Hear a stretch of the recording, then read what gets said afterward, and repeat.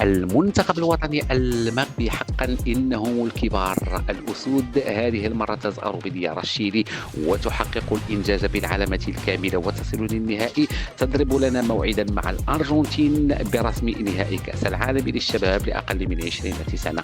إخواني الكرام، أخواتي الكريمات، أهلا وسهلا ومرحبا بكم معنا من جديد في حصة موجز أخبار الكرة لليوم. المنتخب الوطني المغربي استطاع الفوز على الدياكة الفرنسية بضربات الجزاء، أما المنتخب الأرجنتين الذي انتصر على كولومبيا بهدف نظيف. قبل ذلك إخواني الكرام، إذا كنت جديد معنا في القناة ما تبخلش بالضغط على زر الاشتراك وخليوا لنا لايكاتكم وكذلك تفاعلكم مع هذه القناة المتواضعة.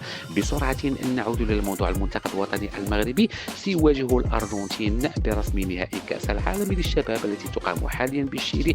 كل هذا سنعينه على قناة الرياضية TNT المفتوحة وكذلك قنوات البي سبور المفتوحة نهار الحد بالليل مع 12 ديال الليل. دمتم في رعاية الله، إلى اللقاء.